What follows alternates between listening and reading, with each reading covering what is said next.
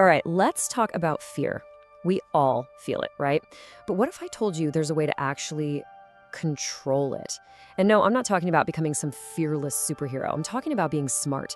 Today, we are going to dive into the absolute best techniques from top psychologists that show you exactly how to retrain your brain and overcome fear.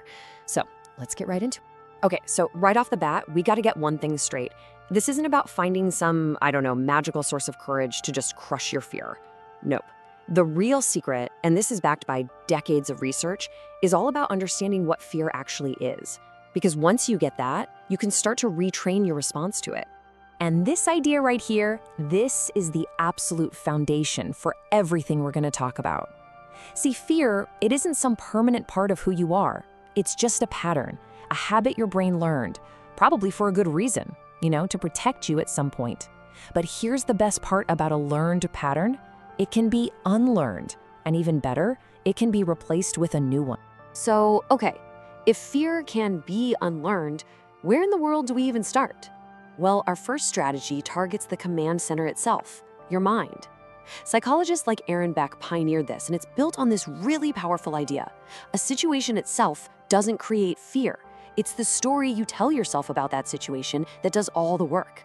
So let's figure out how we can change that story. This single question is maybe the most powerful tool you can have in your back pocket when you feel that fear start to creep in. The technique is called cognitive restructuring, and it's kind of like flipping on a bright light in a dark, scary room. Instead of just blindly accepting that fearful thought, you start to investigate it. You become a detective of your own mind. And believe it or not, the process is actually pretty simple. First, you just identify the thought. Is it a real, verifiable fact? Like, I will fail this presentation? That's just an assumption. I have a presentation, now that's a fact. See the difference? Second, you challenge it. What evidence do you actually have that you're going to fail? Most of the time? Almost none. And finally, you reframe it. A much more realistic thought is something like, okay, I'm nervous, but I've prepared and I can handle this. All right, and here are 3 more quick fire tools for your mind. First up, emotional labeling. It sounds simple, but just literally putting a name tag on what you're feeling, saying, I am feeling fear, has been shown to calm down the emotional part of your brain. It's wild. Second, mindfulness. Think of this like an anchor for your mind. It yanks you out of that terrible what-if future and plants you firmly in the what is of the present. And last, reframing. This is all about changing the picture in the frame, from a scary monster to a genuine opportunity for growth. Okay, let's move on to strategy number 2. Now this one's gonna feel a little weird at first, maybe even backward, but trust me, it is incredibly powerful. Instead of fighting your fear, experts like Carl Rogers discovered that the best thing you can do is, well, just accept it. Yeah, let that one sink in for a second. What you resist persists. Think about it. The more you try to push fear away, the more you wrestle it, the more power you're giving it. It's exactly like trying to fight your way out of quicksand.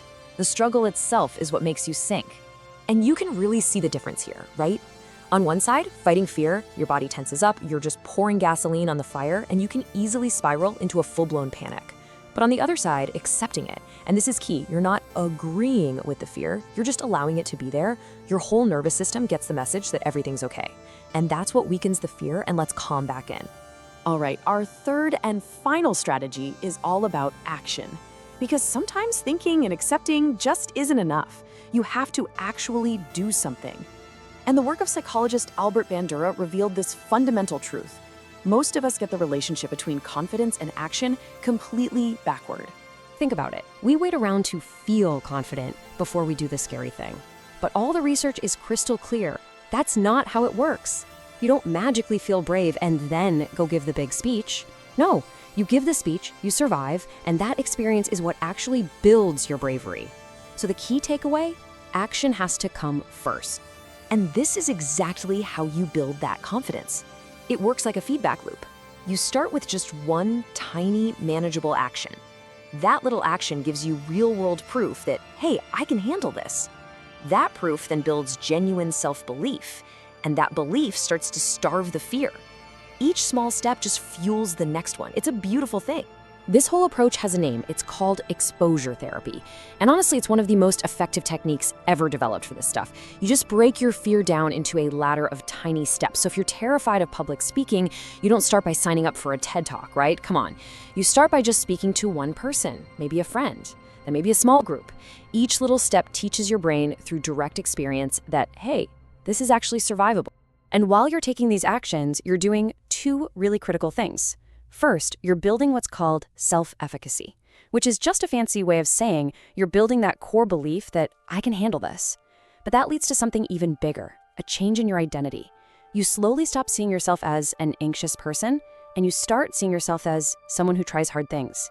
That identity shift, that's what makes the change stick for good. So, let's recap.